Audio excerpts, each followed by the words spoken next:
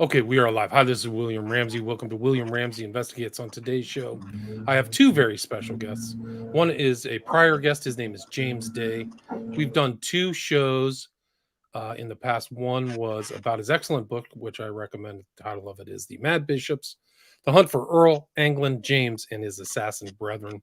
That's a recent book. And then we talked about also his documentary about David Ferrie. So we talked for 90 minutes that time, a really great conversation.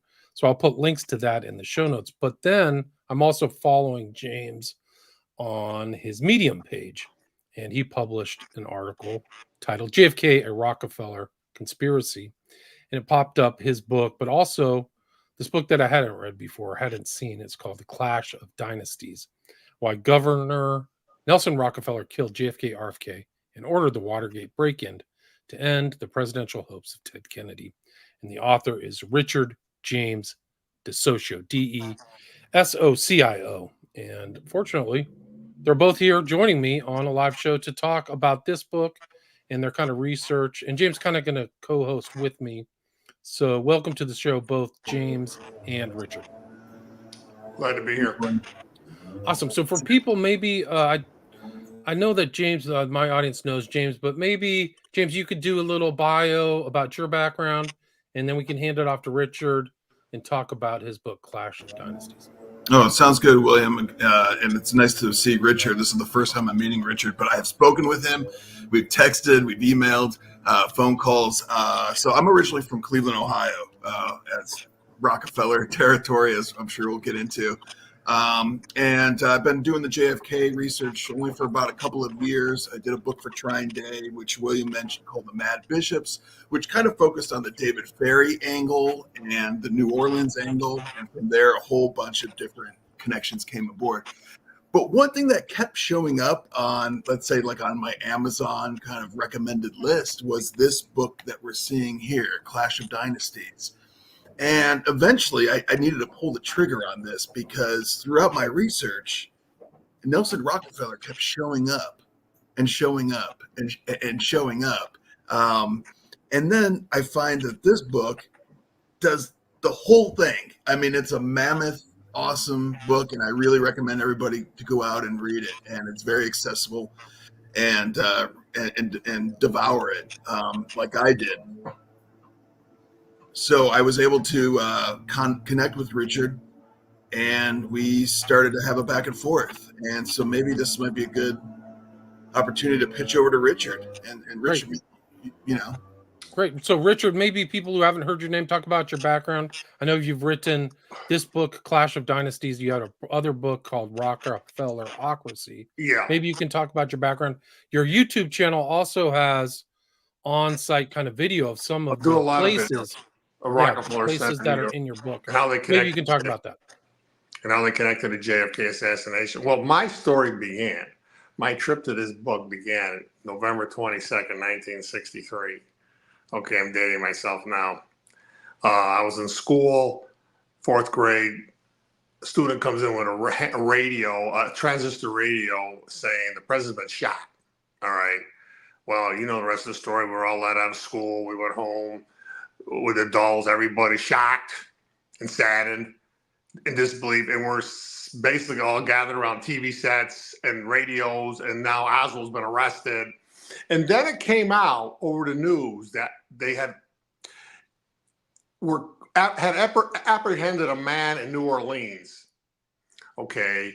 And it was looking like this is going to turn out to this big, broad conspiracy. And then a few minutes later, the news came back and said, oh, no, this man has been cleared. Well, I was 10 years old at the time. I thought that was extremely suspicious. Well, let's go forward 20 years, 1984. I was on a radio dial, going up and down the radio dial, looking for something to listen to. And I bumped into this author speaking about a book he had just written. The author was Robert Blake. He well-known, worked with the Justice Department. Bobby Kennedy was his boss, and he had written the book, The Plot to Kill the President. And I said, wow. And he was talking about this man in New Orleans, David Ferrie. And I go, wow, that's a flashback to when I was a kid 20 years ago. I had to run out and get this book.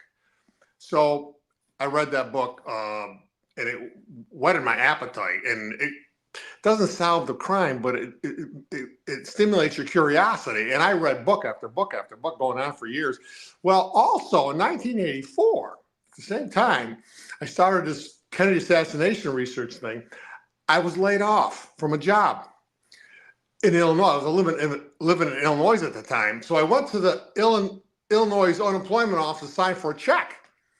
And I get there, I arrive there, and there's a line of people stretching out the front door, down the front sidewalk, down the back side of the building, all the way to the back of the building. I'm going, what the heck is going on with our economy here? Well, a lot of those people were laid off from manufacturing jobs. They had either closed, outsourced, or whatever, shuttered, whatever.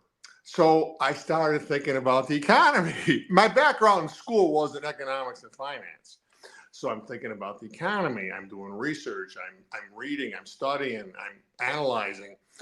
And I wrote this book here, 93. I published a book 10 years later called The Elements of Economic, Why the American Living Standard is Falling. It's primarily, did you get a look at it? It's not available. It's not readily available. And it primarily focused on the decline of our manufacturing sector. And I use my hometown of Auburn, New York as a microcosm of it. Well, anyways, so in preparing this book, I wanted to study about the titans of industry.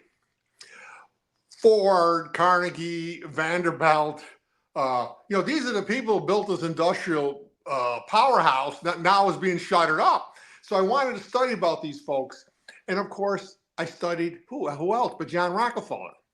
Okay, now I got two worlds going that I think are two passions going, I think are totally separate. And I noticed in studying about the Rockefellers, names that connect with the Rockefellers were popping up in the story about the JFK assassination.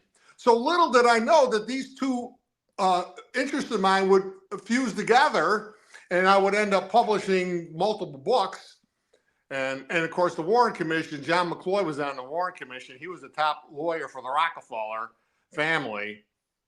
So anyways, that's kind of how I came to this 40-year-long journey.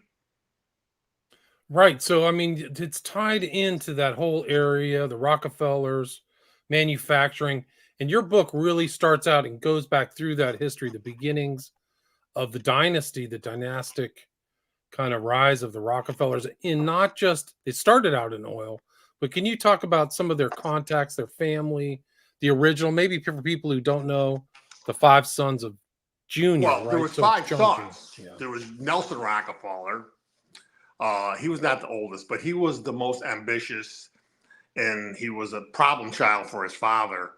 The oldest brother was John Rockefeller. Of the five brothers, these were grandchildren now of John Rockefeller. Of the five brothers, there was one sister, was David, who's the banking czar, and there was Lawrence, John Rockefeller II. Now, John Rockefeller II and Nelson had bad blood, all right, because John Rockefeller II, when John Rockefeller first died, when John Rockefeller II died, he turned the Rockefeller Foundation over to John Rockefeller III.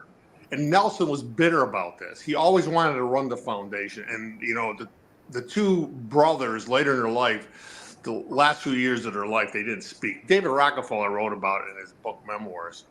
And then, of course, they both, he died. John Rockefeller III died in a traffic accident going to their country estate in Pocantico. And then Nelson died in the arms of a much younger female. And then there was Lawrence. Lawrence was head of he ran Eastern Airlines. Lawrence was very close with Nelson.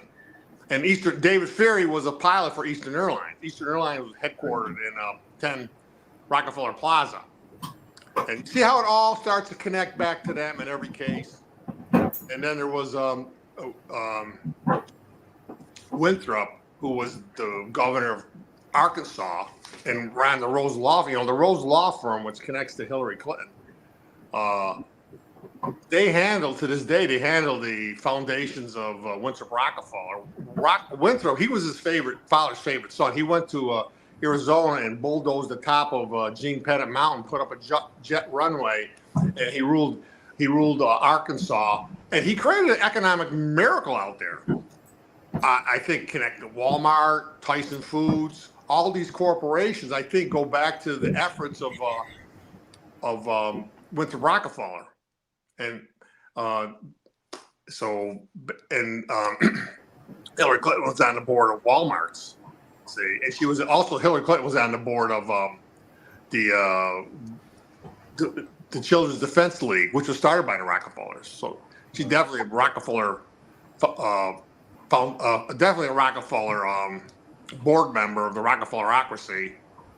So well, the rumor is that Bill is actually Winthrop's illegitimate child. Have you ever heard that? Yeah, I've heard that. I don't necessarily buy that. No, well, his parentage is unknown because his dad, Blythe, is not his dad, and Clinton. Yeah, you put it right. Anyway, so there's 5 kids, Arkansas, but their tendrils don't just land in oil, right? So they moved. They moved into so many every sector. industries.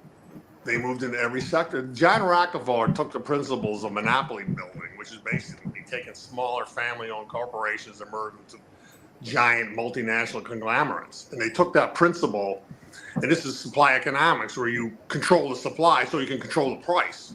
And they went into banking. They went into steel making. U.S. Steel was formed by John Rockefeller. They met in December 1900 to form U.S. Steel, but he hid his shares in a proxy name. So the Rockefeller family will deny that. Although his son was chairman of the board, had to resign when he got caught passing a bribe to a United States congressman. They went into every sector, railroads, big in railroads, because the history of Rockefeller ties with the railroads. You know, it goes back to he was getting rebates. He went to New York, met with Vanderbilt, and they were getting rebates, and they were getting, well, this was pretty much more not so much about conspiracy and collusion. This is more about volume discounting back in the days. Well, William, let me cut in here. I think this is a good opportunity for you to give us a little bit about how this is about like the 1% of elite families, right? And can you kind of give us a little bit of what you mean by Rockefellerocracy and how this kind of stems back farther than certainly the 20th century? Absolutely. You know, they set up a mechanism of wealth and control that rules this country as today. And what they did was, with their great wealth, they took over the old families. They moved into basically the heart of Wall Street, 26 Broadway. They set up their headquarters there, and they were basically, when you're at the head of this economic pyramid, that's what they're doing. They were taking over the wealth of these old families. The Chase Bank, the Rockefeller Chase Bank, has the biggest trust department in the world. Some of those trusts, go back 4 centuries. And we talked on the phone, and I corresponded about the old families, the Astors, the Vanderbilts. You know, David Rockefeller wrote the land between 5th Avenue and 6th Avenue was the preserves of the Vanderbilt and Astors. Okay, well, and I mentioned to you about the Vanderbilt Theater and Clay Shaw. The 3 men indicted for the Kennedy assassination worked on 48th Street or connect to them. And Clay Shaw physically worked in the Vanderbilt Theater, which was owned by the Rockefellers at the time. They were making commercials for NBC. Well, see, that's another network, empire that control broadcasts. All your broadcast comes out of Rockefeller Center. And book publishing. Texas School Book Depository. Well, you showed the picture. Okay, you got Simon & Schuster, and across the street right across the street of 6th Avenue is McGraw-Hill. And there's the door right there, McGraw-Hill. Okay, would people know that those books are published in Rockefeller Center? They wouldn't know. No. And this is where I'm trying to bring this out. All the lines go back to Rockefeller Center, and then they control U.S. Steel, and also the Rockefellers control the textile world. Okay, how's that possible? Because all our clothes are made from what? Petroleum. And the Celanese Corporation was headquartered in Rockefeller Center on 6th Avenue, next to McGraw-Hill, next to Exxon Building, next to Time Life. Time Life was their magazine publishing. Very successful magazine back in the day. Can you hold that up again, Richard? Please, can you hold that up, please? If you open this cover, it'll say Rockefeller Center, published in Rockefeller Center. I don't know if I'm doing this right. That's good. On the cover of Life magazine, owned and controlled That's by good. Rockefeller. And that's a younger Nelson, right? Yeah. That's when he had a government post He only needed that as a deferment from military action. Right, but Nelson was kind of like the most extroverted and active of the five brothers. Would you like the leader? Would you agree with that? Correct.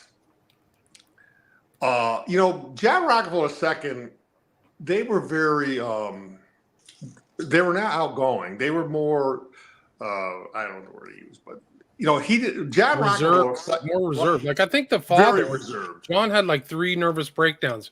He didn't do well under the pressure of being the son of John D. So the Rockefellers on 54th Street, if you go there's a building that Rockefellers owned all of 54th Street. That's where Nelson died. That's where they had the family home. But there's a building there. The name was a Dr. Starr, and he was the Rockefeller neurologist. And anytime the Rockefellers had a breakdown, he'd run across the street to the Rockefeller 9-story mansion and treat the family members, whoever they were. And David Rockefeller once wrote, "Boy, you wouldn't want to grow up in that house." I guess it's not easy being the wealthiest people and the most powerful people on the planet. I guess it comes with its pains. I imagine. I mean, can you talk like they're networked all through corporate America? Can you talk about their foundation, the kind of philanthropy? This is how they control. This is how they control the world today as we speak. They invented income tax, 1913. In 1913, they created the Federal Reserve Bank. They created Nelson Rockefeller's uncle, Nelson Eldridge, wrote the 13th Amendment to impose unconstitutionally income tax. Why is it unconstitutional? Because we don't have to tell the government how much money we make according to the Fifth Amendment. But they put it through as a tax the rich thing, and they made out like it was voluntary. Well, tell the IRS you don't want a voluntary to pay your taxes, see what happens. Okay, and then they started. So when they set up the Rockefeller Foundation, was the first 501c3. They never gave anything away. They put the money they transferred their funds to a tax-exempt foundation. All right, these foundations grow exponentially because they don't pay no taxes. If you go back in the history of the rich families, most of the wealth in this country was held in a few families, and every generation got richer because the money was snowballing. Now, because of income taxes, the only thing that snowballs are the 501c3s. Now, what the Rockefellers do, in these 501c3s are all sorts of financial goodies. They're full of common shares of stock, millions of shares of stock. And every one of those shares of stock has a voting right associated with it. So if you have a series of a network of foundations that you control, and you have all these shares of stock in them, you can control any corporation in the country and beyond. So if you work in concert, and they do, in secrecy and in concert with all these other foundations, and there's 20 foundations that meet at Pocantico, which I believe is the capital of the cabal, the New World Order, which was the Rockefeller country estate in Pocantico. There's 20 foundations that meet there. Most significantly is the John and Catherine MacArthur Foundation, which financed the 1619 project. But now MacArthur, Roderick MacArthur, was mentioned in Warren Commission testimonies as an associate of George Morenschid's when he was down in Mexico. And Roderick, he was the heir to one of America's biggest fortunes. The money was made out in Chicago originally in the insurance business. And he's mentioned as an associate of George in his testimony, Warren Commission testimony. Are you saying George de Mohrenschildt? George Morenschid's. I just call him George Morenschid's. I was the closest associate in the days and months leading up to the JFK assassination. He was associated with Roderick MacArthur in Mexico. Okay, Roderick MacArthur, the MacArthur Foundation is run out of the backyard of the Rockefeller estate in Pocantico. They meet at they call it the conference center / coach barn. That's what it was. It was a big old coach barn, and they converted it to a conference center. They also have they call it the Playhouse, which was built by Nelson Rockefeller, because Nelson Rockefeller kicked his brothers out of the main house, and he ruled as the lord of the manor there. And you see this book, okay, Prospects for America. Right, you mentioned that in your book. You mentioned that book in your book. It's run by the Rockefeller Brothers Fund, which run Pocantico today. They run the coach barn. They run the playhouse. That's where they meet. And the house itself, the main old house, Kaicut, is now a museum. I've been there. But the back part of it, the coach barn, and they also have the Rockefeller Archives, which is across the street. Well, I say across the street, but this is a big area. But it's so hidden. When John Rockefeller died, he said all the files are going to be open and transparent. Well, you have to search to find the front door to the Rockefeller Archives. And I found it, and I pushed the button. I said, I want to come in and do some research. Oh, you can't come in here. Send us an email. And we have fast turnaround. Yeah, but what that means is the Rockefeller screen all the information. They filter all the information.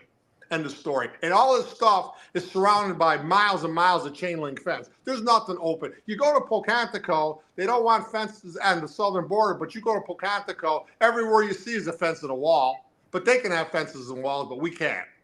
I'm sorry to preach. No, I think it's important, Richard. I think the audience should know how de Mohrenschildt connects to the Rockefellers. I mean, this is really, really important. Okay, you want to see some documents? Okay, I'm sorry, I'm not well organized here today. I'm going to show you some documents. There's one doc. I hope I can find the other one. We're talking George de Mohrenschildt, the white Russian petroleum engineer, right, who befriended Lee Oswald in Dallas. Correct. But I don't use the name. I don't use the name de Mohrenschildt. I don't say D. I just say Mohrenschildt because D just means the. Now here's the document here. This is from the Warren Commission report, right? It's called document 533. It's out of the Warren Commission. The Warren Commission saw this document. Okay, the 533 was put together by the FBI because George Mohrenschildt was under FBI surveillance as a suspected German agent during war years and the few years following. But I'm going to read you second paragraph. Letter dated April 1941. That was before Pearl Harbor, right? Van Mohrenschildt gives his address here, New York City, and it mentions here K. Meidel. Now, K. Meidel was Constantine Meidel. They were from an old German dynasty, two family dynasties in Germany. And this Meidel actually spent 4 years in incarceration. He was incarcerated by FDR on suspicion he was an alien agent. No trial or nothing. And then it says fax film. It gives an address here, 3360th Street, which I've been starting to do some research on address, but that's another story. New York City. Now it says here, quote, mentioning getting necessary letters from Nelson Rockefeller. This document puts George Mohrenschildt, Oswald's closest associate in the days and months leading up to the JFK assassination, and Nelson Rockefeller in the same type sentence. Is that suspicious? And that's not the end of the documents I have. Here's another one here. This is from the FBI. You're not going to be able to read it, but I'm going to read it for you. It says here, if you read it, if you turn it on the side, it says here, it gives a number. That's George Mohrenschildt's case number. Okay, this dossier, it says Mohrenschildt's Jersey Van. And I'm going to read this. It's a transcript of a telephone call. Okay, I telephoned RA to notify Mr. Listen to this. I telephoned RA to notify Mr. Nelson Rockefeller about this alien who, according to Mr. Duhar, is trying to get a position with Mr. Rockefeller. There it is. Another sentence. There it is. It's George Mohrenschildt's file. It mentions here George Mohrenschildt's right here. It gives his case number, Mohrenschildt's. Okay. And it gives it again here. It's stamped as dated 1942, received 1942, dated stamped. There's two sentences, FBI documents that contain George Mohrenschildt, who was Oswald's closest associate, and in the same sentence with Nelson Rockefeller. Is that not? No, wait a minute. That's not all of it was, because de Mohrenschildt isn't. He's there, but he's also on this Park Avenue, Fifth Avenue social network, right? Everywhere. If you look at, I've studied 200 documents in the Warren Commission report, type documents. All right. There's like 35,000 type documents in the Warren, at least. I've only spent my years at 200. Okay. Every name in those 200 documents, it's George Morency's testimony before the Warren Commission, and it's document 533, which is also known as the Freeney Report, which was a summary of FBI documents they had on George. He gives his address right off the bat, 750 Park. Well, who lived at 740 Park? Nelson Rockefeller's father, John Rockefeller II. He lived there in a 26-room penthouse, which is now, I think, owned by Charlie Koch and Steven Schwartzman. And I wanted to show you something here. But I think it's important to show that DeMorenschild is part of that social nexus. That he's part of the right-wing oil, that he was in business with George H.W. Bush, as a roommate from Yale, Hooker, right? Well, he was partners with Edward Hooker. There was Hooker and DeMorenschild. Now, their office in New York City was on the corner of 157, 1 East 57. I've done video tours there. 1 East 57th Street, which is on a corner building. It's the back entrance. Now, across the street is Bergdorf Goodman. Okay, this is how these people tie in with the old families. But Bergdorf Goodman was the massive mansion of Cornelius Vanderbilt II on the corner. It's called Billionaires Row today. It always was Billionaires Row. It's on the corner. It was demolished. This was the richest intersection in the world, shopping district in the world. Tiffany Diamonds is on the other corner, and Trump Tower is right alongside of Tiffany Diamonds. It's all the labels. You find the finest labels in the world. They're right there around that street corners. And that Vanderbilt, then again, I keep talking about the Vanderbilts. The Rockefellers took over their wealth. And these people, the Vanderbilts, this is how they tie in. Because they owned, back in the day, they owned acres and acres of Manhattan real estate. So any corporation, all those high-rise buildings that you see in the skyline of New York City are paying rent to these old families. They're all on leased land, most of them. It goes back to the Vanderbilts and the Astors and the Schuyler's and the Stuyvesants and the Rensselaers. They owned all that land back when it was a wilderness. They acquired it. Goes on and on and on. So that's why they tie it to the story, because you cannot build on New York City unless you go back to these old families. And every penny of that money goes into their pockets. And it's all run by trusts. And Cornelius Vanderbilt II, who was Anderson Cooper's great-grandfather, was right across from DeMorenschi's office. Now, the Hookers are a very wealthy dynasty, but they were a New England dynasty. And J.P. Morgan, Pierpont, they're Hookers. Pierpont was a hooker. They founded the city of Hartford. Now, of course, J.P. Morgan is one of the founding cornerstones of Wall Street. And Edward Hooker, okay, these are the founding cornerstones of our financial economy. And Edward Hooker, well, he says that, and George mentioned that he went to work for, oh boy, the name slips me. Well, it was a big stock exchange. Brokerage for Merrill Lynch. Yeah, he went to work for Merrill Lynch. Well, that ties into the history of, Ronald Reagan and Dan Reagan, but I don't need to get into that now. So Merrill Lynch, you got 26 Broadway, which was Standard Oil, and there's a church on the corner. Then you come around, you got the New York Stock Exchange. Then you cross that, and you got the House of Morgan. And this is the financial footprint of our economic. That's how big these hookers were. But they were New England dynasty. J.P. Morgan brought them into New York, and they went right into the heart of Wall Street.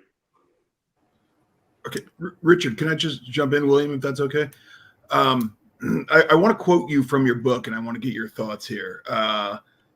First off, you thought John III, who was the father of Nelson. John II. I'm sorry, the brother of Nelson, right? Yeah. You said he founded the Population Council to improve the state of humanity by curbing birth rates. Correct. Can you? Well, they were the backers of Dr. Mengele, Rockefeller Foundation. They were one Mengele's, if I'm pronouncing it right, Auschwitz. Well, the Rockefellers built Auschwitz. Hitler was a creation of the international capitalists, German capitalists, and Rockefeller and Henry Ford and the Watson family of IBM. They go on and on. They were backing Hitler and the Catholic Church. Pope Pius XII, the Rockefellers got him the Pope's job. That's another story. Ties to U.S. Steel, but that's another story. And they were building up Adolf Hitler to fight the spread of Bolshevism. they wanted Hitler to destroy. That's why they built him an Artem to go in and destroy Stalin and stop the spread of Bolshevik communism. And of course, the Catholic Church, don't forget, the Catholic Church had to fight some serious battles, especially in the Spanish Revolution. But who saved them, in part, was Adolf Hitler. That's why the Catholic Church, they were pretty much worshiping at the altar of Adolf Hitler. Now, Adolf Hitler was created in the International Building of Rockefeller Center because you had the Axis power. You had the Japanese, you had the Italians, the Italian building, and you had the French. Well, the Vichy French were part of the Axis power. And you had the British building. Well, part of, some of the British, a lot of British people supported Hitler. Neville Chamberlain, for one. See, this was all there. And Rockefeller International Building and Rockefeller Center was originally going to be built to be the Third Reich building in honor of Adolf Hitler until the hostilities of the war. And then you have Ivy Lee, who was the first, he was basically the corporate public relations man.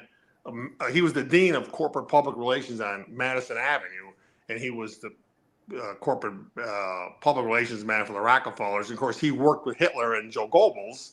See, and there was a congressional investigation into him about his ties to Hitler, and he was found dead. End of investigation. All congressional investigations tied to the Rockefellers. There's no way around it because it's their government. Did I talk too much? No, I'm just muted. So you see these connections overseas with the Rockefellers, but their social connections to so many of these other people, like so the Population Council, but also the CFR. So they're organizing, like, can you talk about Kissinger and Nelson? Yeah, well, Rockefeller? Kissinger, there's no doubt in my mind, was principally involved in killing JFK as, under orders of Nelson Rockefeller. And Kissinger, CFR definitely ties. CFR was founded by the Rockefellers, even though they might not own up to that.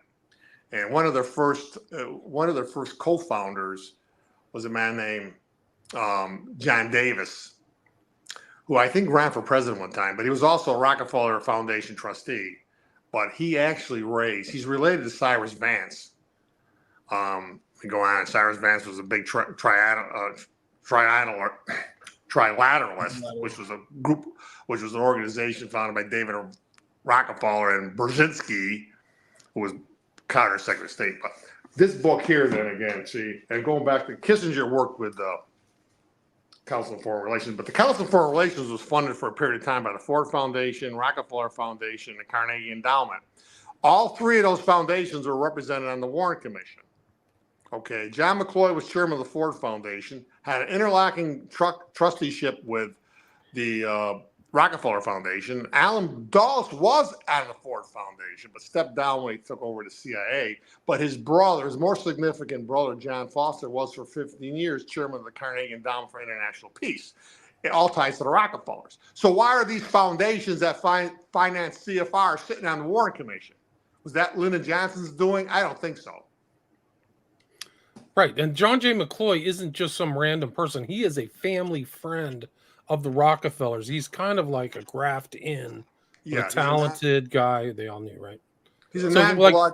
He's a non-blood family member, and he's almost like a Kissinger or something else. Like he was the first Kissinger, yeah, something like that. But go ahead. He became, I think, the overall Lord, whatever the title was for once they conquered Germany or something. McCloy was there. Yeah, he was. So if you were kind of like not one of these elite blue bloods, if you saw the Warren Commission, you'd be like, oh, there's a bunch of powerful, well-educated people. But if you're a blue blood and you saw John J. McCloy sitting on there, you'd know right away the text was him. They threw a party in his honor, John McCloy.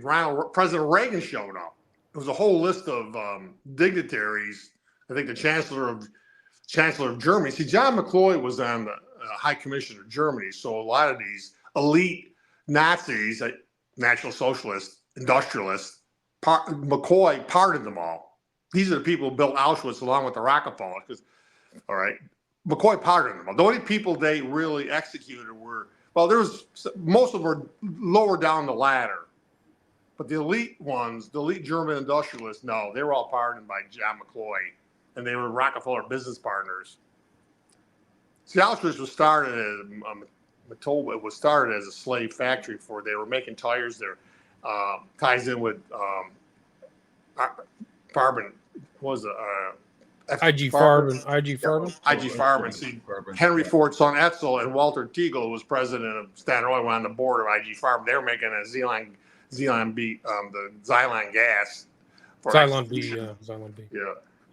So I mean, but it all ties in because Teagle and Edsel are all in the social circle, Fifth Avenue. Kissinger's 100th birthday was somewhere on Fifth Avenue, if I remember. Oh, sure. This is fairly within the last couple of years. And all the bigwigs came out and celebrated him as a real kind Kissinger's rise to power started with this book. He was one of the people. His name is right here. Kissinger. You probably can't see him. It says Henry Kissinger. Take my word for it. It's the Prospect for America book, right? But this is just a summary.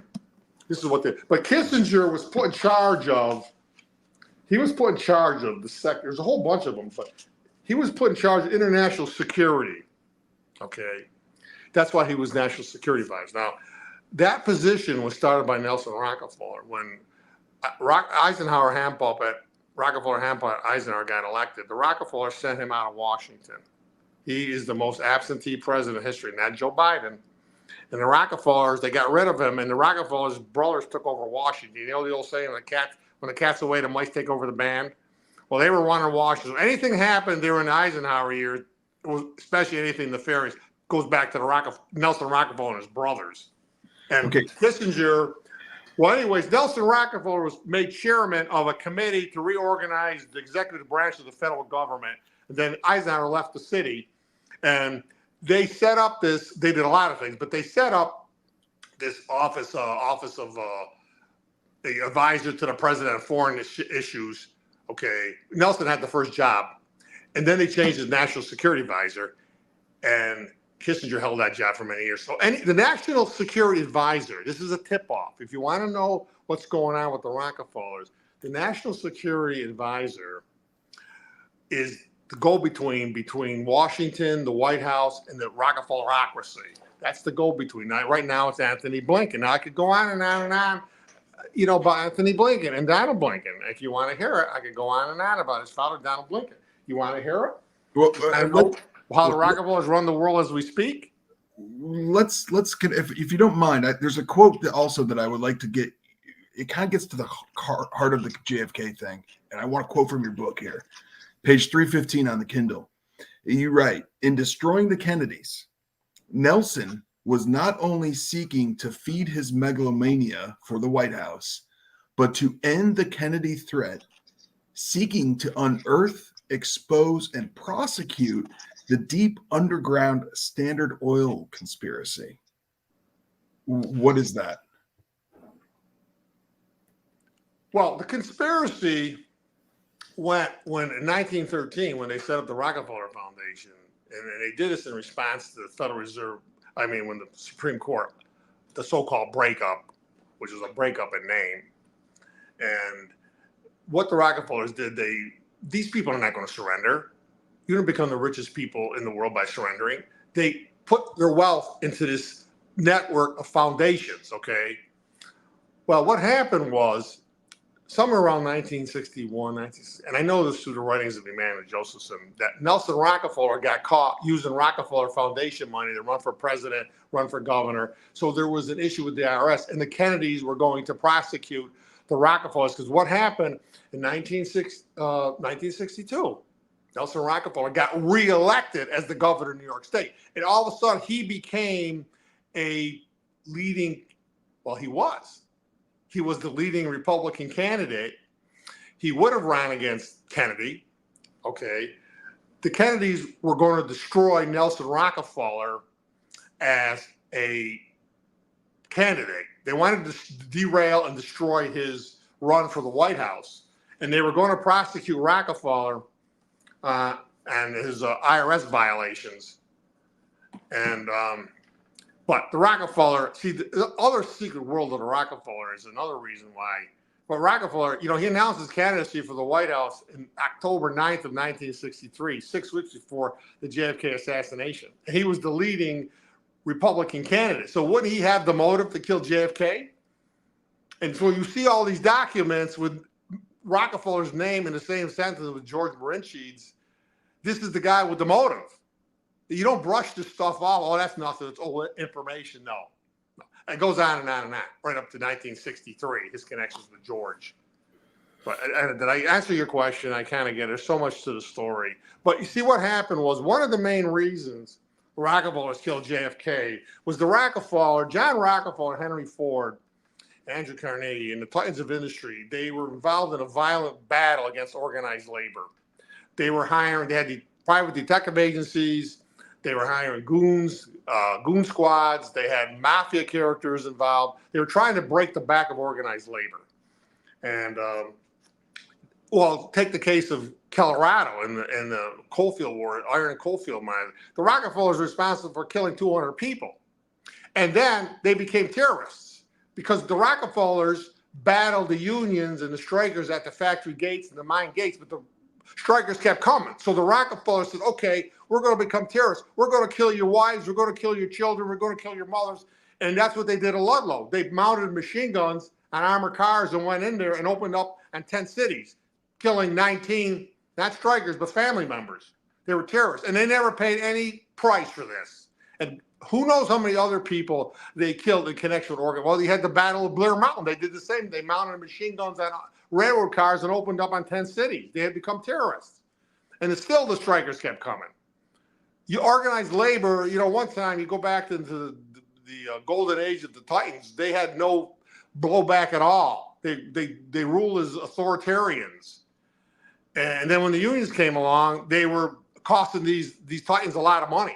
And they were not going to just lay down and let people walk over them. No way. Of course, the history of Henry Ford and organized labor. The battle of the overpass where the goons went out and beat up people.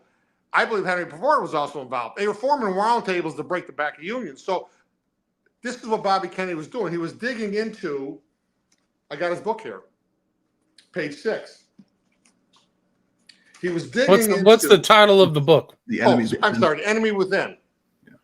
Published by civilian Bobby Kennedy before he was Attorney General. All right, this was a bestseller.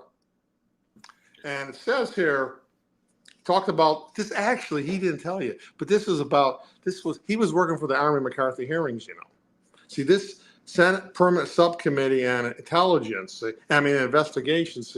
He said in 1956. See, in 1955, the Democrats took control. Well, who was running it before the Democrats took control? Joseph McCarthy, the Republican. And the Republicans were backing the industrialists. And they were backing the gangsters because the gangsters were breaking the unions. And they went after, the Republicans went after who? Communists. Because the communists were partnered with the unions. So when the Democrats came in, who did they go after? They went after the gangsters. So he mentions here Albert Anastasia. All right? Now, when this book was published, he didn't say that. Albert Anastasia was murdered in 1957 while getting a shave at the corner of 7th Avenue and 56th Street, which is right around the corner from Nelson Rockefeller. Nelson Rockefeller had a private office on 55th Street, which they used to call the unofficial capital of New York. That's only 3 blocks away from Time Life Building.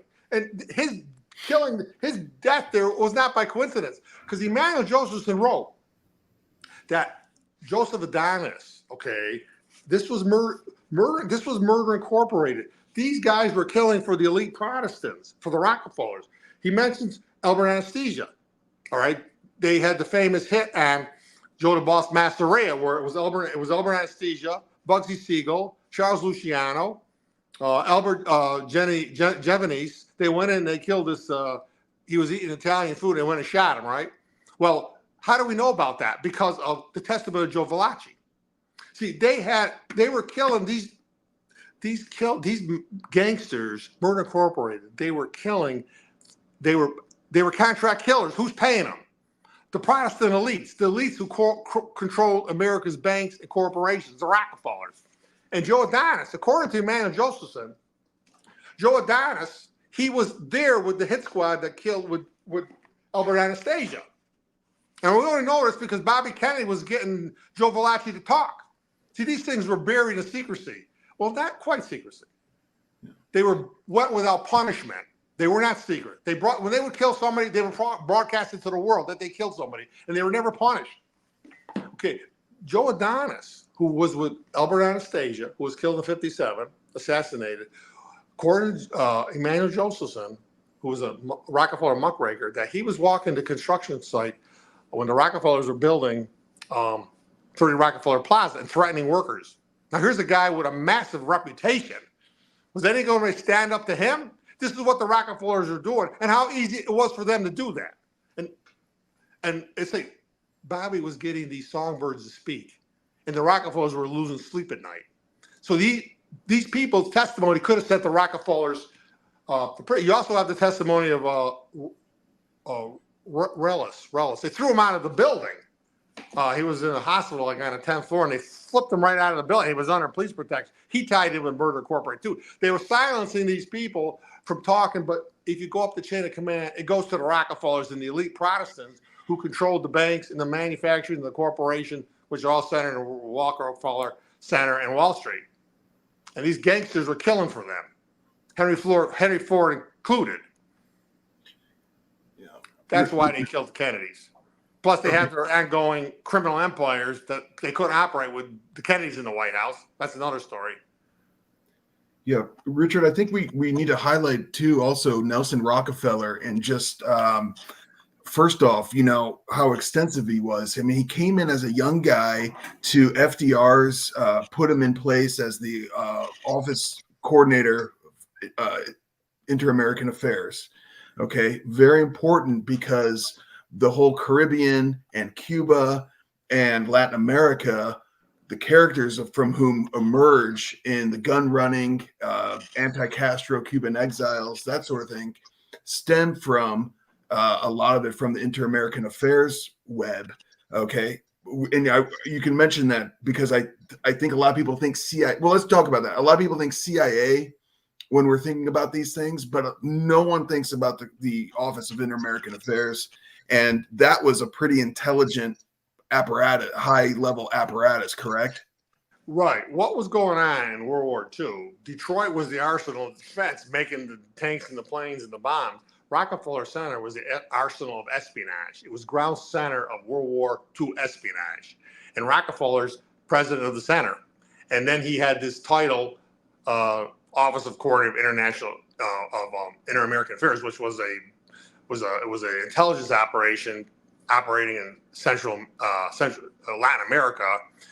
But you also had in the International Building Rockefeller Center, you had the Office of Strategic Service run by William Donovan, and you also had in the International Building Rockefeller Center, you had the FBI Special Investigative Unit, and these were all clandestine operations. All this is going on when Nelson Rockefeller's president of the center. Now, people who connect the JFK assassination to the CIA, they don't realize most of these people, like Allen Dulles, worked at Rockefeller Center under orders of Nelson Rockefeller during the war. They were war colleagues. And then Truman, after the war, he merged all three of those operations together to become the Central Intelligence Agency. See, that's the connection with the CIA. It's really was their wartime connections more than anything. But the Rockefellers continue to rule the executive branch anyways. Like Allen Dulles, the best example. Allen Dulles worked out of OSS, worked out of Rockefeller Center for with the OSS. And Donovan, all these people. Right, it's all the connections. And then the rumor is that Clay Shaw was in the OSS as well, right? So he had intel he was intel affiliated. Yes, Clay Shaw worked in Rockefeller Center. He worked at the Vanderbilt Theater, which was owned by eventually was owned by the Rockefellers. NBC made a broadcast. They produced plays for radio broadcast, and Clay Shaw was a thespian. He ran a company of actors that were working out at the Vanderbilt Theater. Now, NBC, of course, headquartered in Rockefeller Center. See,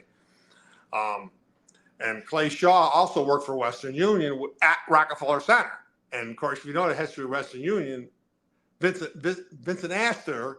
Well, they had the Roosevelt Astor spy ring, and they were listening in on cablegrams and probably telephone calls. Who knows what these guys were doing? And Vincent Astor was on the board of Western Union. This, of course, this was all the forerunner to the eventually evolved in telephone technology. And Clay Shaw he was a young aspiring executive of Western Union when Vincent Astor was on the board. Also, Percy Rockefeller in his day was on the board of directors of Western Union.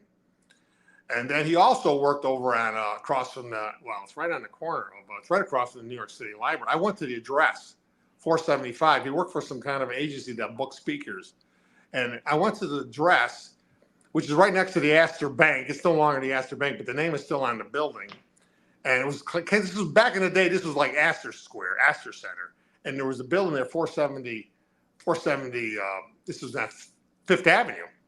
You know, this is all owned by the Astors and Vanderbilts back in the day. Yeah. All right. And I went to the building, and they had scaffolding on the building. And whose name was on the building? Tishman. Well, Tishman is today part owner of Rockefeller Center. So there's always this constant connection with the Rockefellers. But Richard, there's also another connection with Clay Shaw because of the International Trade Mart down in New Orleans. Directly connects to the Inter-American Affairs workings of Rockefeller down there. Correct. Well, you read that article I sent you, I'm sure you did.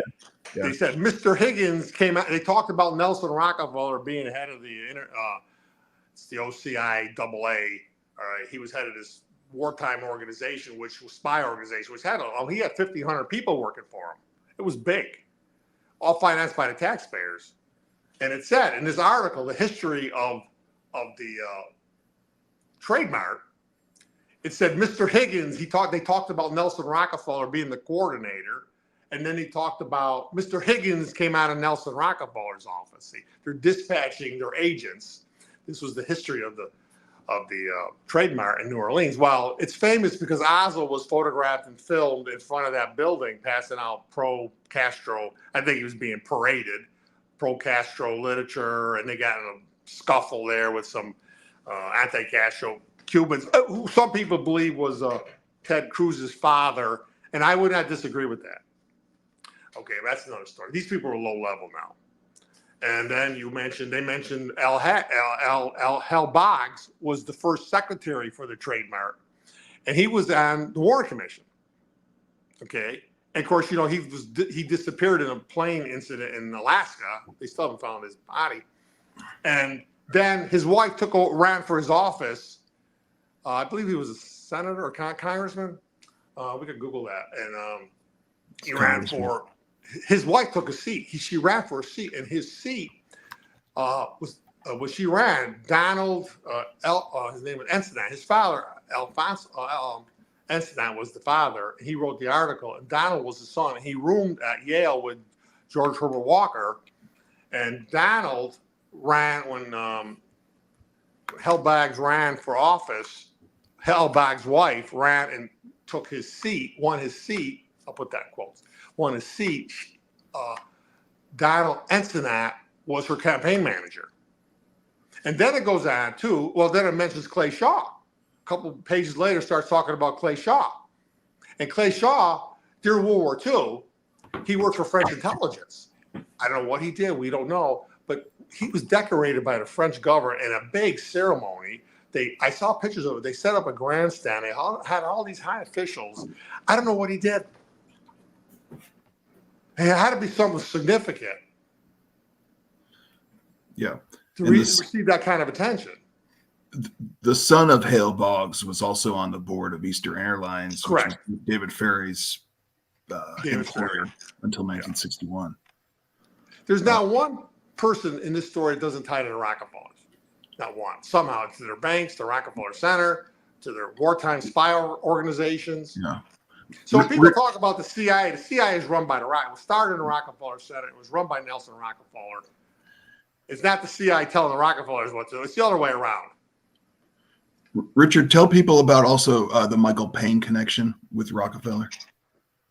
Well, Michael Payne is, first of all, a descendant of a signatory to the Declaration of Independence. These were the power structure elite. Now, they were Boston-based. They were Boston Brahmins. He's a direct descendant of Robert Treat Paine, who signed the Declaration of Independence.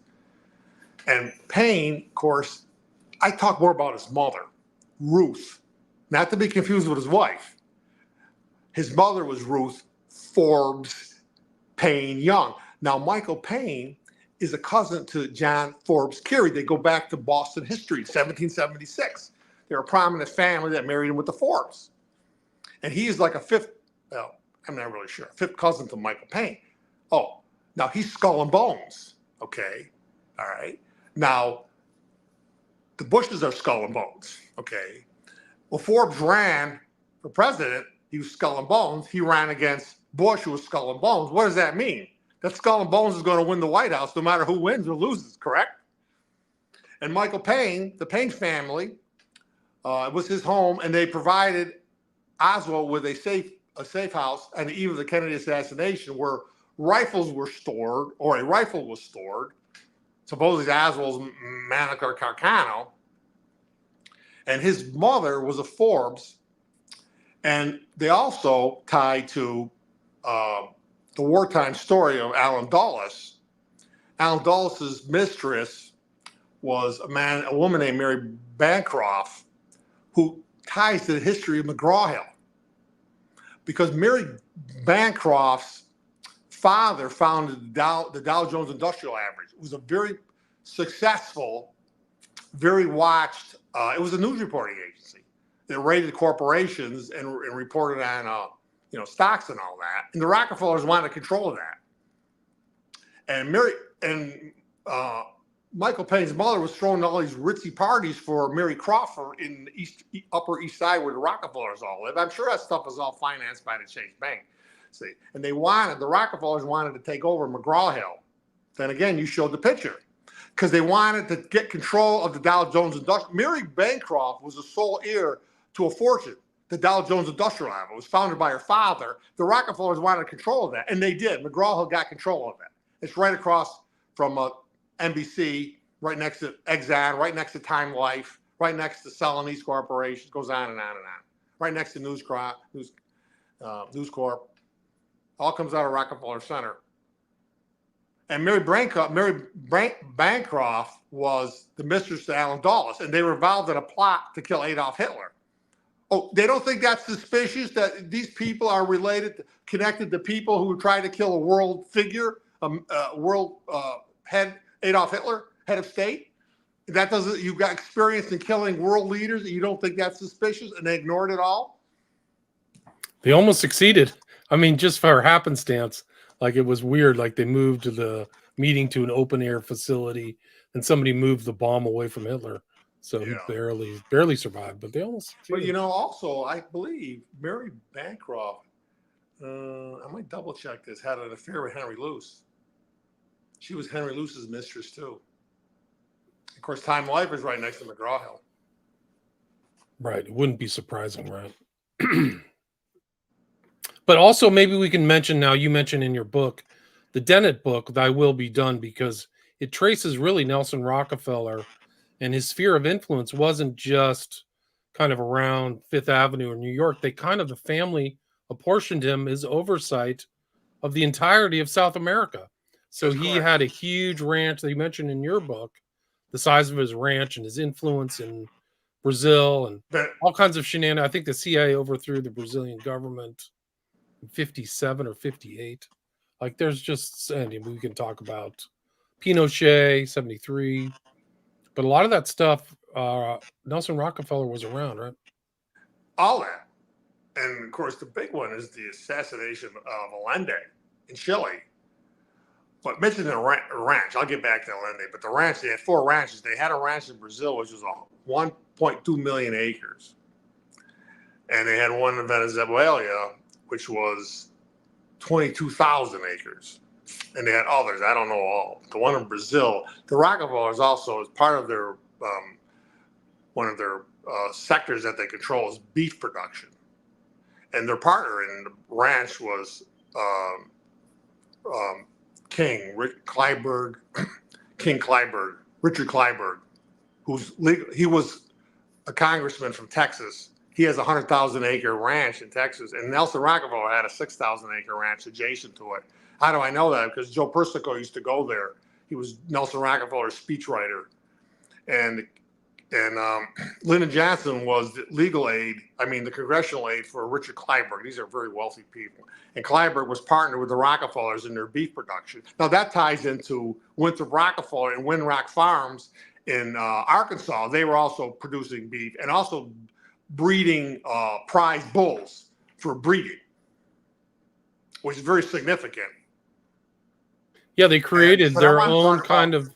They created their own breed of cattle. They like mixed Indian Yes. cattle Right. and American cattle to make something more resilient to Yeah. Texas climate. Yeah.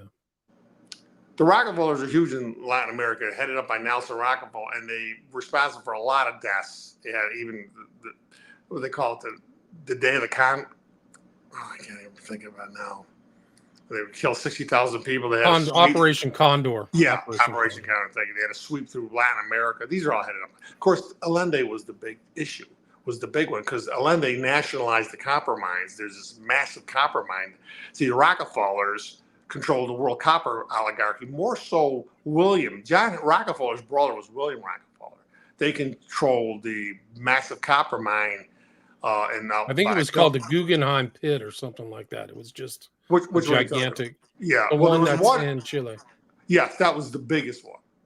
The Rockefellers had a world conglomerate of copper mines. See, when the Rockefellers go in a sector, they seek to control all the competitors, so they can control the supply and then set the price. So by Allende nationalizing those mines, that broke their handle on the world copper prices. But it goes back to Butte, Montana, and Billings, Montana. That was their first big copper pit. Well, that supplied all the copper for the industrial level. Then they went down into South America. Chile has a big copper reserves. Now this ties to Henry Kissinger. When Kissinger and Nixon were running a murder incorporated out of the White House, and they were going down there, and they assassinated that General Schmidt, because Schmidt was instrumental in Allende. He was a general down there, and instrumental in Allende taking over down there. And Allende was also threatening to take over, nationalize the Chase Bank down there. The Rockefellers didn't care, but it always goes back to them because they have the motive. Of course, Watergate Hunt was tied in with that Dita Beard story and all that with IT&T and Allende and the copper and Chile and all that stuff. Or was that? Yeah, the Allende was 1973. It's easy to remember because it was the first 9/11. It was September 11th, 1973. Yeah, Kissinger and Nixon were running a murder incorporated out of the White House. And this is kind of sorry to interrupt, but this is kind of an interesting picture on the cover of Colby and Dennett's book because you can see Nelson Rockefeller just over the left shoulder of Truman, like kind of like a puppeteer or something like that, like overseeing this whole thing. But over a picture of the globe and somewhat telling, just visually telling. It's a great book. I've interviewed Dennett. So great interview. Everyone should watch that interview, by the way. That's fantastic. It's from April. And he was secretary. So Nelson, I think at this point is assistant secretary of state. So this guy, so Richard, tell me. America. Okay. So people are going to say, I'm thinking like people like say my age or younger. They're like, what? He's not president. Right. So how do you put this in the perspective of like the 99% who are just paying their gas? They're paying the Rockefellers for the gas. They're paying their credit card to Chase Manhattan. I mean, we're peons to them, right? So what is, first off, can we do anything about it? I think we need to have the whole story, and that stopped with the CIA. Was the CIA, why do they want to kill an American president? They don't have the motive. The Rockefellers have a motive because they have an empire to protect, and they had to protect their lives because Bobby Kennedy could have prosecuted them. Okay, they had the motive. And these are the giants. They control the oligarchies. They control broadcast. You go to Rockefeller Center when I set up my camera in front of the Exxon building, the steel oligarchy. They're oil oligarchies. Chase Bank branch office there, banking oligarchies. NBC, broadcast oligarchies. Simon & Schuster, book publishing oligarchies. Celanese Corporation, textile oligarchy. Time Life, publishing oligarchies. And around the corner, you have the birthplace of U.S. Steel, steel-making oligarchies. What oligarchy did little Alan Dulles own, or Lyndon Johnson, or J. Edgar Hoover? And plus, you got 50 acres of Manhattan real estate, the most valuable real estate in the world. You know, all their oligarchies. It goes on and on and on. How does that compare to little Alan Dulles or these little salaried CIA people? How does that compare? If you want to know who killed JFK, study everything you can about the Rockefellers. And that's how I learned, through learning about the Rockefellers. How massive that. Now you have their foundation networks. Goes on and on and on and on. We don't know how many. David Rockefeller talked about the biggest 20. We don't know how many they own and control. They're 501c3s, which are tax exempt. That's why they keep getting bigger and bigger and bigger every year. I thought the Rockefellers gave their money away. No, they didn't give it away. There's more money there than ever before. They took it away from the trust busting, right? Like you said. That's the reason why they had all these foundations. The Rockefeller conspiracy to kill JFK started with what the Rockefellers did. They set up a conspiracy of the foundations, and they used the Dulles brothers. They took various family members, the Dulles family, John and John Foster, and they sat them on multiple foundations. Then they took the Bundy family, William Bundy and Mac Bundy. Of course, Mac was the advisor to JFK, and Harvey Bundy, and they put them on a network of foundations. And Harvey Bundy took over for John Foster when he died of cancer. Harvey Bundy took over the Carnegie Endowment for International Peace. Then they had the Flexner brothers, Abraham Flexner. He was very famous in certain courts. He was financing medical schools, so in the medical world, they knew his name. They feared his name. And he had two brothers, and they were all three of them on foundations. And then you have the Fosgate family. That ties in with the Rockefellers and Riverside Church, and there was a schism there between within the Baptist church. It involved him and John Foster Dulles, and he had brothers too, and they were sitting them on these foundations. Interesting, when Nelson Rockefeller went for his confirmation, I'll put that in quotes, okay, he said, I'm going to put all my financial interest in a blind trust. Yeah, like the Rockefellers aren't going to know. Well, who did he put in charge? Who did he make trustee of his blind trust? William Bundy, Mac Bundy's brother. And William Bundy, of course, William Bundy married Dean Achenson's daughter. See, they were setting up this network. This was the conspiracy. It went from the Standard Oil boardroom into all these 501c foundations that work in concert and in secrecy to control the nation and beyond. That's why they have all this power. And then you take in the university foundations, like Harvard, $50 billion foundation. David Rockefeller was forever overseer of Harvard University, and JFK was too for a while. Well, these rich people bought these trusts. They bought these directorships and trusteeships on these colleges. And then in the case of the Rockefellers, they're sinister. They're always got an angle going to take over these things. See, they move and they give money, and the next thing you know, they'll give $1 million to take over $1 billion foundation. That's how they operate. That's what you do when you're at the top of the economic pyramid. If you want to talk about the octopus of control, this book itself, Charlotte Dennett told me this was privated. So it was purchased by Simon & Schuster, a Rockefeller company, and then they refused to publish it. So they took it out of the market for decades. And it's only been like they had to wrest it back, or something happened with the agreement. I don't know when they're going to come. I think they had well, I'm telling you, they had to have an agreement or some type of thing that went on that they had to get it back from Simon & Schuster, and then it could be published legally. They had to get some kind of copyright back. So that's how serious they were about controlling information like this. So it's a great book. Check it out. I've read it.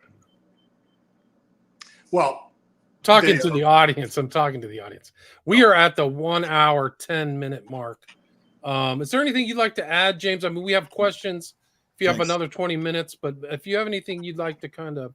I do think we should mention, Richard, tell us. So we've established, I mean, we're all over the place, but I think we've established the connections, certainly with Oswald as the patsy, and how that connects with the Rockefellers through Mohrenschildt, through Michael Payne, the befriending of Oswald, through Oswald's Oswald's dwelling in Dallas, and the befriending there. But also, we should mention the Civil Air Patrol and David Ferry. And can you talk about the Rockefeller connection there?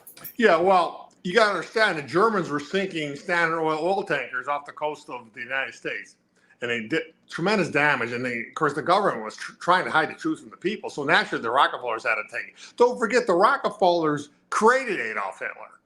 Now they created a monster. Now they had to work to put this monster down. They lost control of him. And they created this civil airport. David Rockefeller went to work for the mayor as an intern. Well, when the Rockefellers are an intern, they're barking orders to the mayor. Well, that's Emmanuel Joseph always jokes about that with it. And he set up the Civil Air Patrol. No. So I think that's important. I think you need to restate that. So David Rockefeller is interning for Mayor LaGuardia, correct? Correct. 1942. Mayor LaGuardia was part of or head of civilian defense during World War II. And David Rockefeller is in the office next to him. So who do you think is barking the orders? Because they're protecting Standard Oil boats. They're protecting New York Harbor and beyond. They're protecting the East Coast from Standard Oil boats and other boats being sunk. So why would the Rockefellers not have a role in this? So David Rockefeller, if you read his book, he said he started the Civil Air Patrol. It's nothing he would lie about. And then David Fury, there's pictures with David Fury and Oswald in the Civil Air Patrol. And then the Texas school book depository was owned by Byrd, D.H. Byrd. He was like a captain in the Texas Civil Air Patrol. So but then again, it always goes back to the Rockefellers. It always goes back to them, even the Civil Air Patrol. And Lawrence Rockefeller, Richard. And Lawrence Rockefeller, too, at Eastern Airlines. That's right. Lawrence Rockefeller was head of Eastern Airlines. Now, there's a huge history there. But then even look at the activities against Cuba ties back to the University of Miami, right? Well, the University of Miami was built up by who? It was built up by Alexander Graham Bell, his fortune. Well, then again, it ties to the telephone network. Western Union, Western Electric, AT&T. John McCloy was on the board of AT&T when he was sitting on the Warren Commission. See, and Alexander Graham Bell used his fortune to build up the University of Miami. His son-in-law was the boss of Miami University. His name was Fairchild. And the activities against Cuba came off of a place, I think they call it Jam Wave. It was a piece of land owned by Cuba. I mean, a piece of land owned by University of Miami. Okay. And they were using that for reconnaissance. They were taking Civil Air Patrol and Navy blimps. They were all operating out of that to guard the coast. Then again, another connection. And that Jam Wave was what they used to launch. That was pretty much their ground base for their activities against Castro to destroy Castro. It was a reconnaissance base owned by the University of Miami, which was built up by Alexander Graham Bell, and his son-in-law Fairchild was the boss of the board down there, using Ella Graham's the fortune, and they were using these. See, that starts to tie into the death of James Reagan too. That's another story I don't have time to get into. That ties to Jack Ruby and Henry Crown, and then again, it all goes back to Rockefeller Center. It's a story goes on and on and on. It's a million-word story, and so it's a story that almost has not been told yet. One of the things that I was surprised to hear is that the Rockefeller family had some kind of gargoyle room that you saw, yes, where they held rituals. Can you talk about that? Yes. When I went to Pocantico, I went down, and they take you down into this like grotto, dark. It's a round room with gargoyle faces, dark, gloomy. What could that be for other than devil? And there's a big altar in the middle, other than devil, satanic services of devil worshiping. And of course, Nelson Rockefeller was a very close friend with Picasso. And I learned when I went to Montreal, spent a lot of time in Montreal. I went to one of his art displays at the Montreal Museum. Picasso was, can I say devil worshiper? Picasso, he patterned his artwork after African art, African tribal art. Well, African tribal art, so much of it was what? Either to propitiate the devils or ward devils off or become friends with the devils to make them friendly. That his art was inspired by devil worship. And Nelson Rockefeller adapted all that art. They had this devil worshiping grotto, what else could it be than that? And this ties to the death of Michael Rockefeller. See, Michael Rockefeller, I believe, it's funny because, he died in Papua New Guinea. And, it came up in the news the other day, Papua New Guinea. Did you hear it on the news? When Yes. I do Biden recall said that. his uncle was eaten by cannibals, and the president of Papua New Guinea got all bent out of shape. We don't have cannibals. He didn't want to disrupt the tourist trade. Well, Michael Rockefeller, he was not killed by cannibals, but he went there, and he was sent by Harvard University. The whole expedition, Nelson didn't want his son to go there. He knew what the story was. They had discovered this big copper deposit in Papua New Guinea, and Standard Oil and some Dutch company formed a company to extract it, to explore for it, develop it. And Harvard University let this expedition, which included Michael Rockefeller, to go there and kind of capture the history of this tribe that the Rockefeller is about to obliterate. Okay, it was they call what's the word I'm looking for? I'm sorry. There were like totems or something. They went to go get anthropology, School of Anthropology. We could talk more about that and how it fits into this Rockefeller conquest of the world. Well, it's Harvard University. Well, Michael Rockefeller, he was satanic. He went there and he was buying shrunken heads he was putting up money for shrunken heads. He was collecting shrunken heads. This is the story. He was going to visit these lost tribes to get shrunken heads from these people. So what are you doing? You're paying people to kill other people to shrink their heads. Okay, he drowned it. He didn't listen to take advice. And I don't get his whole story. They said he was eaten by cannibals. Not that. Well, they said that in the book that will be done. Not true. Not true. He drowned it. He was not eaten by cannibals. Okay. I could go on and on about his death, but he was driven by devil worship. When he was raised in his devil worshiping grotto by his father, what did he expect? But he did come back with some fabulous pieces of primitive art, which are on display at the Metropolitan Museum. And if you are that's another Rockefeller connection, right? All the elites are all over MOMA. Well, Nelson Rockefeller. Excuse me, just a second, Richard. Do you know if there are pictures of this kind of gargoyle room that you saw? Are there pictures? I tried to get up there. Went up there last year, a couple of years ago, with my high quality camera, and I happened to go there during the week. Now they're only going to do Sundays, and then they were questioning me about my camera. You got to get permission to take that camera in there. Well, hey, I could have done it with a cell phone. I didn't need that high quality Sony camera, so I didn't get in. And I got to get back there to show you a picture of this room. Now maybe you can Google all over, because a lot of people go in there. It's part of the tour. Interesting. And we haven't even talked about the World Trade Center and all the occultism associated with that. That's, the common kind of term they used for the World Trade Center was the two towers was David and Nelson, right? So they really were something else. Yeah. Well, they built the World Trade Center. David Rockefeller initialized its progress. He got it started. They used the Port Authority, which has another history with the Rockefellers. But we could go on and ever. And then Nelson Rockefeller agreed ahead of time to lease thousands of square yards of the World Trade Center to put state employees there. See, that's how these people operate. They did the same thing when they built Rockefeller Center. And of course, the CIA was in Building 7. Now, that's their history going back. So they moved into the new quarters. It's a tie with the Rockefellers. Well, and Richard, I mean, that's the Port Authority of New York. Right. And what's the Trade Mart of New Orleans? I mean, that's the International House, and the Trade Mart is the Port of New Orleans. Right. So, I mean, there's that weird connection. You have two major catastrophes in United States history, which is the JFK assassination, right, and 9/11. Yeah. And both of them have a kind of a Port Authority connection. Absolutely. Which points to a Rockefeller connection. But we talked briefly about 9/11, and you kind of, your take on the story is terrorists, basically. Yeah. Yes. That somebody proposed an idea. I think it was a student from Oswego University said it was controlled demolition, where the floors are going bam, bam, bam. But that's because they were the one floor was given away from the weight of the other floor coming down.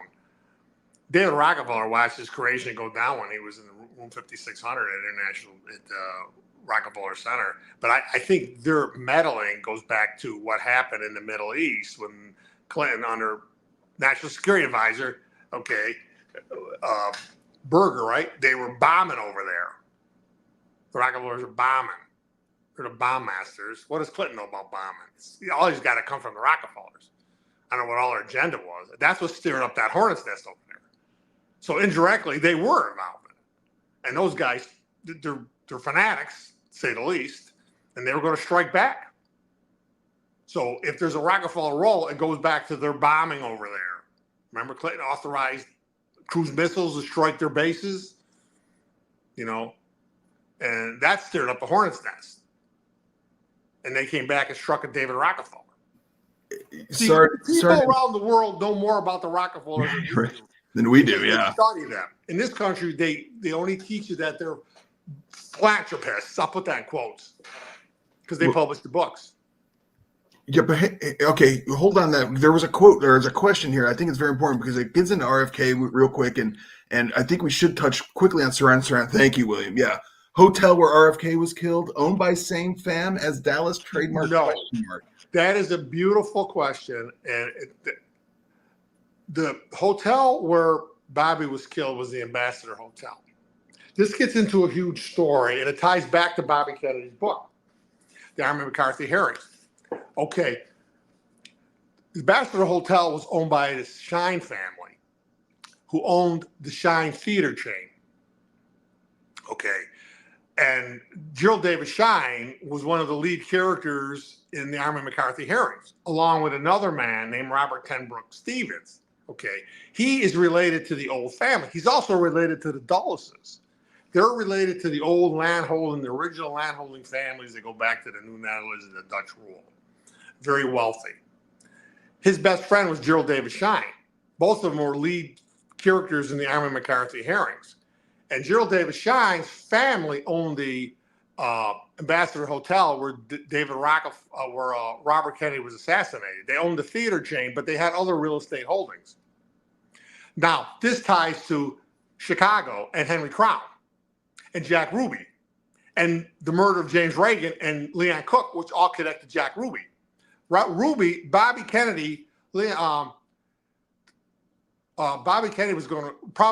opening the death of James Reagan. James Reagan ran the race wire. He paid the biggest telephone bill in the country. See, that goes back to the telephone company. That's how big this enterprise was. Of course, he was killed by gangsters. He identified his killers. One was David Yaris, who was Jack Ruby's best friend. Well, supposedly Henry Crown gave the order for this killing. Now, Henry Crown, his family owns part of Rockefeller Center. It always go back to Rockefeller Center. And Gerald David Shine's sister, Renee, married Henry Crown's son. His name slips me right now. And the Crown family is also on the board of the Chase Bank, and they're part owners of the New York Yankees with Steinbrenners, and part owner of Rockefeller Center, and part owner of the Hilton hotel chain. We could go on and on and on. And they were also part owner of the Flamingo, which Bugsy Siegel did. That goes back to this book, Albert Anesthesia. And Renee Crown, of course, goes back to Syracuse University because at Syracuse University, they set up the Shine Student Activity Center. Now that is across the street. If you go across, this is a new building. If you go across the street to the old campus, there's a big old building there. And if you look all the way up to the top of the building, you'll see Archibald Hall. Archibald Hall. School of Language. Well, who's Archibald? Archibald was one of John D. Rockefeller's closest business associates. He got mentioned in his memoirs. He was a major player in the history of Standard Oil. And then if you go behind that, you got the Carnegie Library. And if you go into the Carnegie Library, there's sculpture in there by a woman named Anne Huntington Hyatt. And Huntington was involved with Rockefeller, but he was more involved in the railroads. And see, the universities were built up by these industrial. Excuse me a minute. I'm getting too worked up here. I'll be right back. Hang on a second. Okay, no problem. James, do you want to take some questions? There's questions here. Yeah, Let's see. Let's go over some. I have one. I have an answer to one, which was the Henry Ford question. Didn't Ford put a copy of the Elders of Zion in every Model T he made, or is that a myth? I don't know that. I did find that. And well, you know, talk about in the Mad Bishops that yes, he did do that. Yeah, this is Henry Ford the First. I don't know. I never got into that really. He was very anti-Jewish. That's why he was pro-Nazi.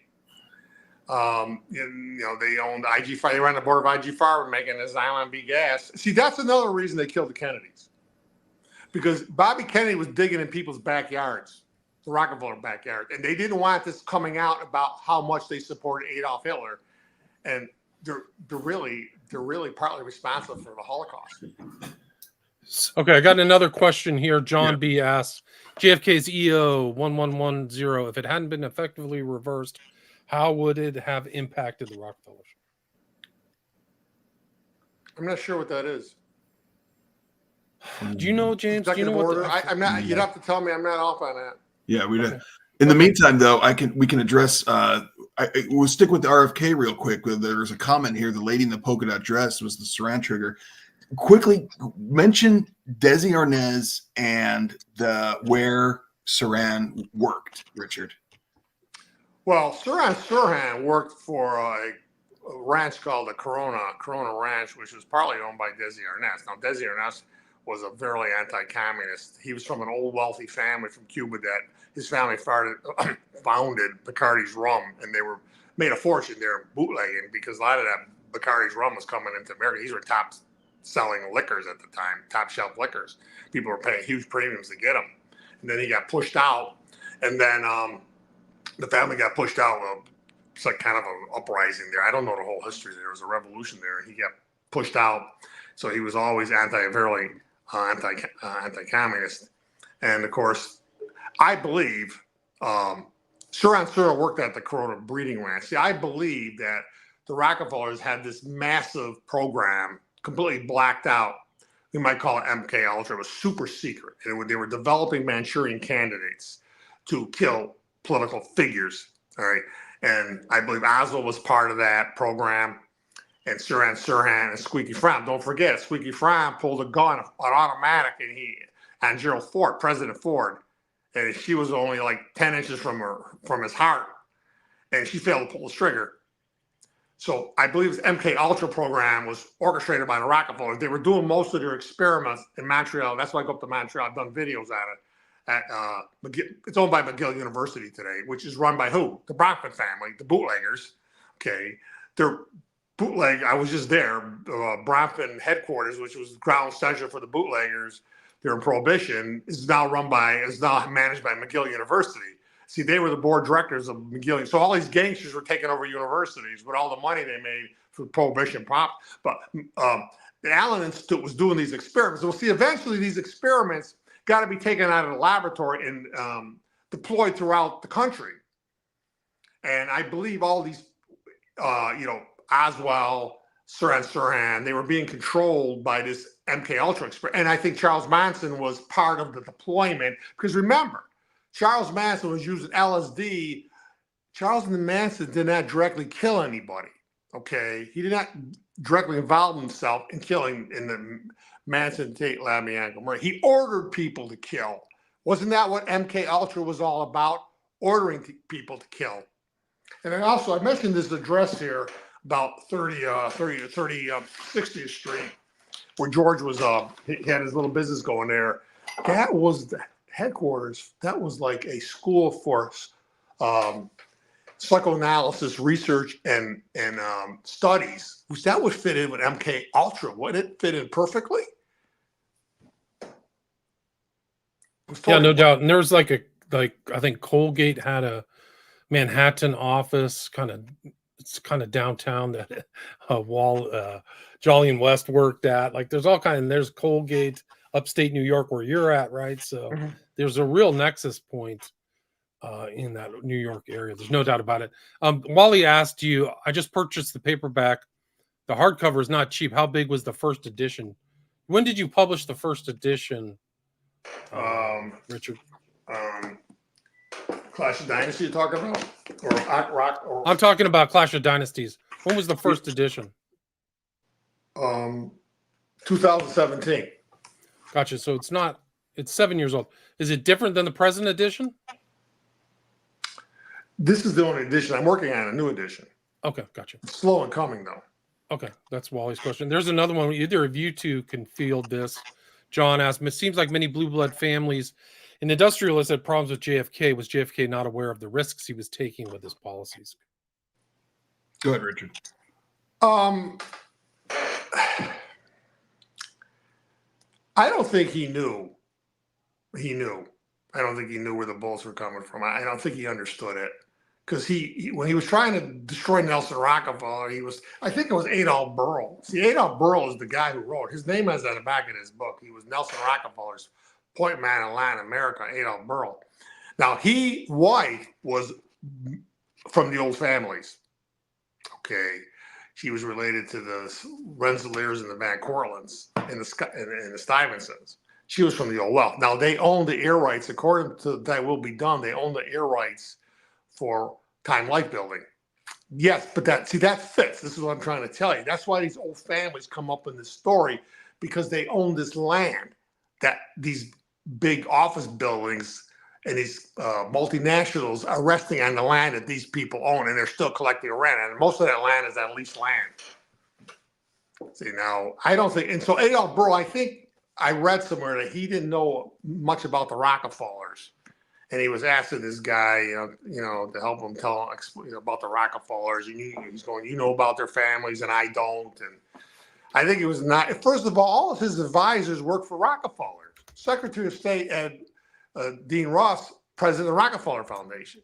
The Bundys, okay. Well, his father was the Carnegie Endowment, okay. John McCloy, his arms limitation advisor, Rockefeller Foundation. Alan Dulles, Rockefeller Foundation.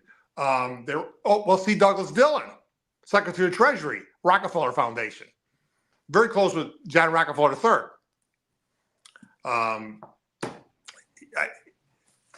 I think what he did, what JFK did, he bought into this book. And they tell me, I'm sorry, I can't seem to get this centered, but they tell me that the term New Frontier was taken out of this book. And I've only read 50 pages, only because of lack of time. But actually, but Rockefellers have written many books, and every one should be read, except for the Warren Commission report. And did I lose my place there? But No, I'm listening. Guys, we are at the 90-minute mark. Maybe we can wrap it up. James, can you tell people what you're working on, where your Medium page is, your books, and your documentary, please? Well, I'm continuing my. Oh, I'm sorry. My name's James too. Yeah, that's right. Well, no, folks, I would just go to jamesfday.medium.com and take a look at some new articles. There was one on Rocky IV that came out yesterday, and there's links to the books on that site as well. Great. So you can check that out. I'll put a link to that, the book, your documentary, and your Medium. And then, Richard, we are at kind of the 90-minute mark. Why don't you wrap it up? Tell people where they can find your book and how you can be contacted if anybody has any other additional questions. Best way to contact me is on Richard James DeSocio at Gmail. I do have a webpage out there, Richard James DeSocio. There's a lot of information out there. I don't update it a lot because I'm so busy with so many other things. I'm working on an update to Clash of Dynasty. It's slow in coming, though. I'm only one human being. This Rockefeller story is massive, but I'm focusing more and more, starting with a focus on the enemy within, and the published words of Robert Kennedy. And I've learned a lot since 2017, and everything points to the Rockefeller. And people have sent me information, so I'm being educated by the reading public. But I really want to stress, we need to educate, put everybody on the same path, and all these authors and research point them towards the Rockefeller front door, and that come up with false prophets like Robert Kennedy Jr.'s doing. Bob Kennedy Jr.'s doing. Point yourself right at the Rockefeller front door. There's nobody else gave this order. Not some low-level salaried bureaucrats, not in any way. Well, Excellent. Excellent. Thank you so much, Richard. And today on the show was James Day, the producer of David Ferry, the new documentary, also the book, The Mad Bishops, The Hunt for Earl Anglin James and His Assassin Brethren. Go check that out, or you can listen to that interview. And then also Richard DeSocio, last name spelled Desocio. And the title of the book is Clash of Dynasties, Why Governor Nelson Rockefeller Killed JFK, RFK, and ordered the Watergate break-in to end the presidential hopes of Ted Kennedy. So thank you both very much for your time. Really appreciate it. Okay.